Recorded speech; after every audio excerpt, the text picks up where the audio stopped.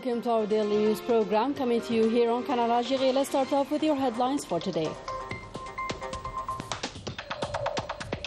Pursuant to the instructions of the President of the Republic, the aircraft belonging to the Algerian Air Forces with 94 nationals on board landed on Tuesday in Algiers following the evacuation operation of our nationals in Sudan.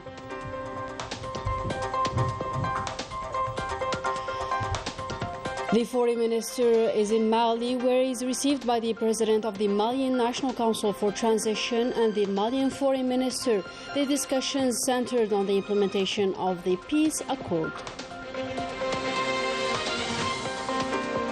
Timimoun is getting ready for a good harvest season with more than 20,000 quintals of all different types of cereals.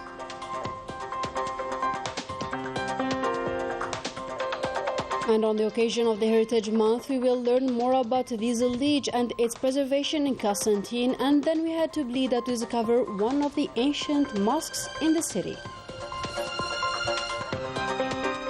Good evening and welcome back. First up in our news, and following the deterioration of the security situation in Sudan, the President of the Republic ordered the repatriation of members of our national community wishing to leave the country, heavily impacted by the recent clashes.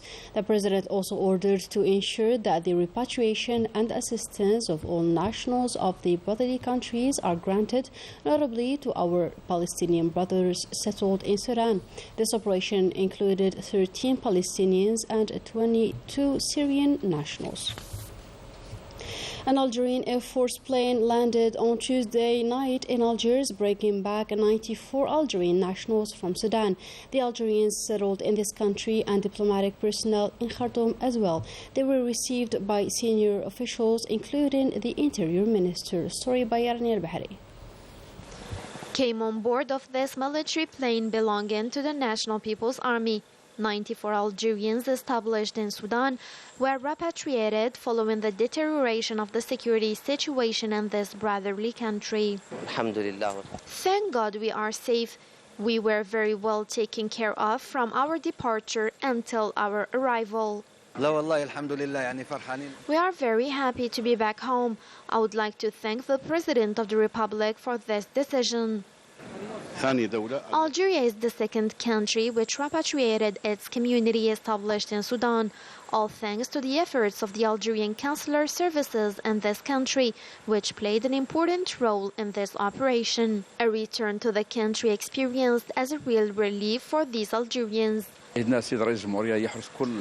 President of the Republic attaches particular importance to the care of Algerian nationals living abroad. Moreover, we are among the first countries who repatriated their nationals established in Sudan. Despite the difficulties, our nationals arrived safe after long flight hours. You have also been able to see their joy upon their arrival in Algiers. The President of the Republic has also ordered to ensure that the repatriation and aid operation concerns all nationals of brotherly and friendly countries. Clashes continue in several cities across Sudan, putting citizens in great danger. The same citizens that are already suffering from lack of water supplies, food and medicine. And in order to discuss the situation, an emergency meeting of the Security Council was organized on Tuesday. More details with Manar Hamari.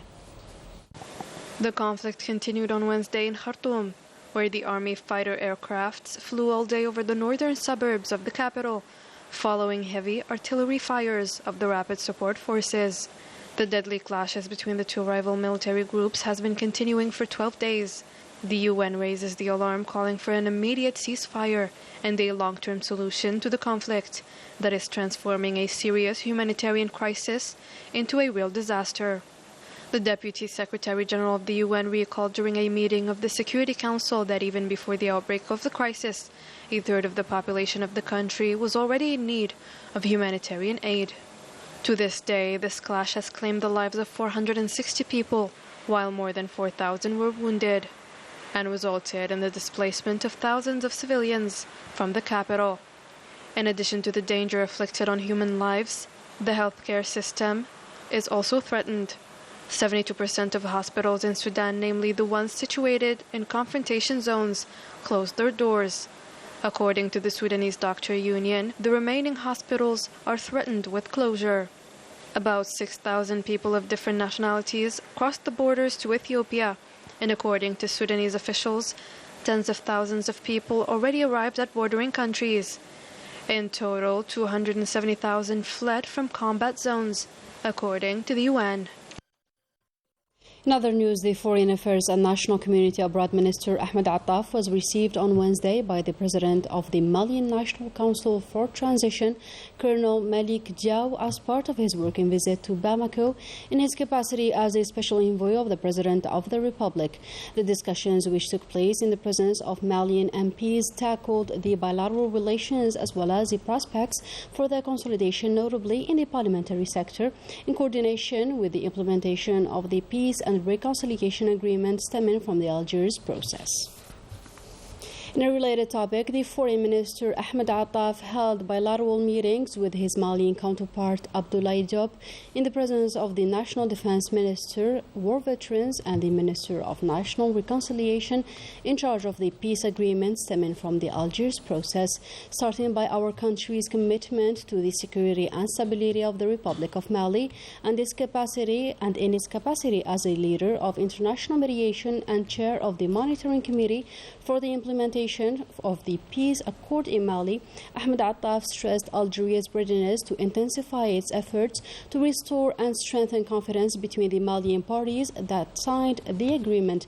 For his part, Abdoulaye Diop expressed his high regard for Algeria's tireless efforts under the leadership of the President of the Republic, Abdelmajid Tebboune, to support Mali, notably during this pivotal period.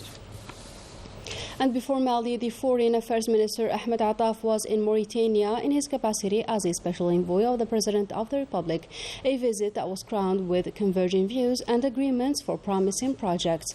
Ahmed Attaf was received by the Mauritanian President Mohamed Ould Sheikh Al Ghazawani, to whom he handed a letter sent by the President of the Republic. Let us now have a listen to what the head of Algerian diplomacy had to say on this occasion. This visit comes after a year of continuous consultation and coordination between the two countries, in particular since the state visit made in December 2021 by the President to Algeria, during which the President Ould Sheikh Al Ghazawani and the President of the Republic, Abdelmajid Tebboune, had fruitful talks and made important results. The visit of the Mauritanian President will start a new era in the establishment of strategic relations between Algeria and Mauritania, encompassing several sectors and veto projects. In another topic, the Energy Minister Mohamed Arqab received his Syrian counterpart Firas Hassan Kaddour, now on a 3-day working visit to Algeria. This visit will allow the examination of cooperation opportunities between the two countries in the field of hydrocarbons and electricity. And the following points were tackled during the government meeting chaired on Wednesday by Prime Minister Ayman bin Abdurrahman. First, the government listened to a communication made by the Higher Education and Scientific Research Minister regarding the project for the organization of national meetings on the modernization of higher education. The government then listened to a communication of the Numerization and Statistics Minister on the statistics regarding economic accounts in Algeria. A communication was then jointly presented by the Agriculture Minister and the Minister of Hydraulics on the measures taken to alleviate the water stress impacting the agricultural perimeters. In this regard, emergency measures were adopted in favor of farmers. The Minister of Hydraulics focused on the execution of the emergency state concerning 19 provinces in order to ensure the regular supply of drinking water. And cereal growing is a major challenge for food security in Timimoun. The harvest season is starting soon, a good harvest that amounts to 24,000 quintals of all types of cereals. More details with Rania Al-Bahri. Located in Ougrout municipality in Timimoun province, this 50-hectare farm is dedicated exclusively to cereal growing. This season, and thanks to the central pivot irrigation, farmers are satisfied with their performance. We grow durum and soft wheat during the first season, whereas in the second season we grow corn. Thank God we were able to obtain good results, up to 90 quintals per hectare, thanks to the support and the aid that were granted to us, like the drilling central pivot irrigation and combine harvesters. As part of the preparations for the next Russian harvest campaign scheduled for May, committees have been mobilized to carry out field visits to inquire about the state of the agricultural perimeters and in particular with regard to connection to the electricity network. We are working in close collaboration with the Sonal Gas Company to identify all the farms that have not yet benefited from the electricity network connection. A production of 24,000 quintals of different varieties of cereals is expected in Timimun province under the current agricultural season, according to the direction of the agricultural services of the province. This forecast harvest concerns in particular durum and soft wheat, as well as barley, on an area of 6,000 hectares devoted to grain farming. In a different context and as part of the continuous efforts to fight against terrorism, combined detachments of the National People's Army arrested one element supporting terrorist groups in Biskra province in the context of the fight against organized crime and the scourge of drug trafficking in our country. Combined detachments of the National People's Army, in coordination with the various security services, arrested during several operations carried out throughout the military regions 20 drug traffickers and thwarted attempts to introduce quantities of drugs from the borders with Morocco amounting to 4 quintals of processed keef and seized more than 52,000 psychotropic tablets. In Tamraset, Burj Baji Mukhtar Ingizam and Tindouf detachments of the People's National Army intercepted 129 individuals and seized 17 vehicles, 35 generators, 50 jackhammers, 5 metal detectors, as well as quantities of explosives, detonation tools and equipment used in illegal gold mining operations, while 9 other individuals were arrested and 1 Kalashnikov, 4.5 quintals of tobacco and 89 tons of foodstuffs intended for smuggling and speculation were seized in separate operations. On the other hand, the border guards, in coordination with the services of the National Gendarmerie, thwarted attempts to smuggle large quantities of fuel amounting to more than 15,000 liters in Ingizam, Al-Wet, Bissa, Ataraf and Suqahras provinces.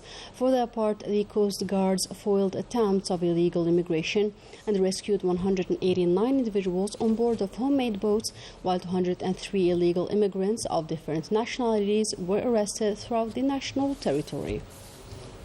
In other news, the Sahrawi Minister of Foreign Affairs, Mohammed Sidati, affirmed that the Sahrawi people, who is getting ready to celebrate the 50th anniversary of the outbreak of the armed struggle, is more determined than ever to recover its sovereignty. This anniversary is marked by the resumption of the armed struggle following the Moroccan aggression against civilians in El Gargarat in November of 2020.